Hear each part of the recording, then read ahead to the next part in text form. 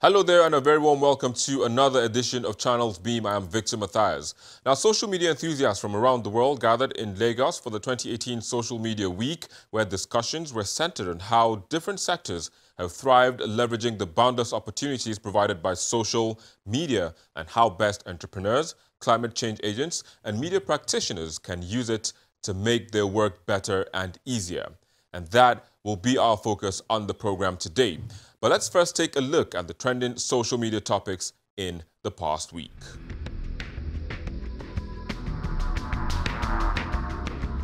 President Muhammadu Buhari was on the receiving end of Nigerian Twitterati after he failed to visit victims of herdsmen attacks in Benue, Adamawa, Taraba, and Nasarawa, or visit Dapchi town, where over 100 schoolgirls were abducted, but rather attended the wedding of Governors Ganduje and Ajimobi's children in Kano.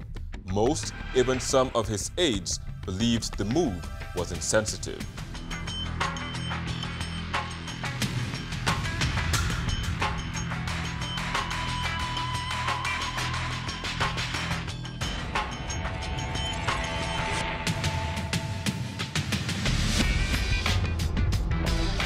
And ahead of the 2019 elections, former CBN Deputy Governor Kingsley Moghalu threw his heart into the ring to contest for the #1 political office in Nigeria.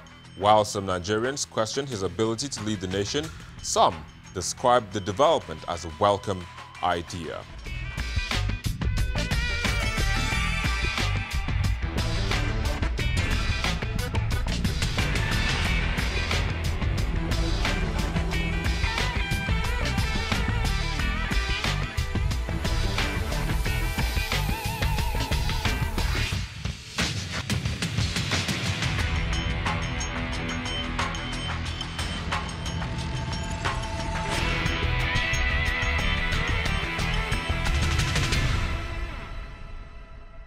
Now, those were the trends, but let's now bring you highlights from the Social Media Week Lagos 2018.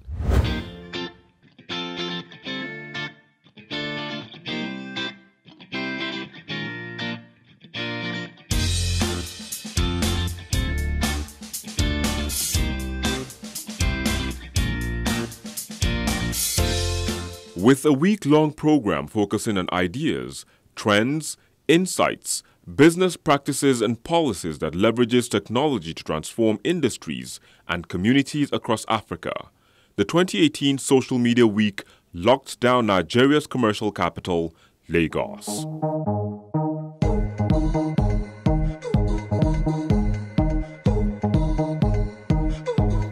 First held in 2013 and now in its 6th season, with the theme Closer, it brought together a diversity of experts to discuss the most productive ways to harness the forces and drive innovation and improve consumer experiences. Become the main attraction. You can do whatever you like.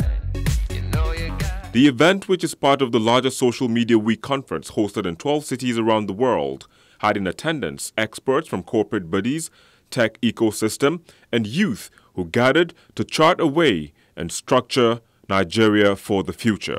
INEC is not for anybody, INEC is not against anybody.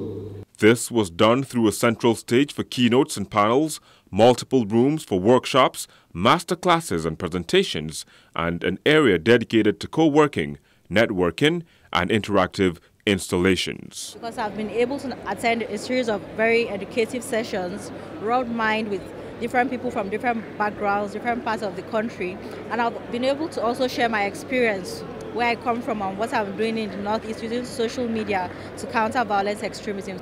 No, I think a Closer has been good. It's been more governance, more a community, more techie than a communication. With Nigeria still grappling with violent extremism in the northeast region, which has seen schoolgirls abducted from Chibok and Dapchi, one of the panels focused on individuals from the northeast who were engaged in a discourse that would support the process of battling violent extremism in Nigeria. The conversation started with the representative of Reverend Father Matthew Kuka, pinpointing a strategy that should be adopted to counter violent extremism in the country. How do we as a nation, using social media, actually counter the extremist narratives using the social media platform. So I think for me, this is one of the key issues that I will raise, that military approach is a national strategy, humanitarian approach is a national strategy. We need to have a communication strategy for the nation, using social media and all other platforms, because the extremist groups are very good in communicating, and I think we lag behind that. This is swiftly followed by a call for women to also contribute their own quota to stem the tide of terrorism in the Northeast. So in my little interventions with other women, we were able to sit down to address the core issues of the Boko Haram insurgency, like the deep-rooted traditional apathy to West and Western education, which in fact led to the narrative of Boko Haram itself that Western education is forbidden. And then we have developed that counter-narrative with Islamic scholars. I have engaged communities, in fact, contrary to the government idea of reintegration in prison premises. We have come up with our own model of reintegration, that is integration in communities where Boko Haram has heavily recruited, so that each and every man, woman, and youth in that community, in those communities, need to be reintegrated, need to be healed of the traumas, need certain intervention to be able to forgive without necessarily giving up their rights.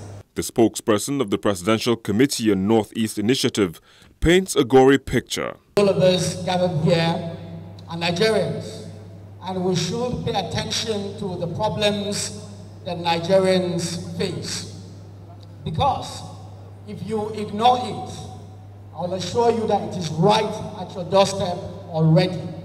For example, there is a Boko Haram cell in Lagos.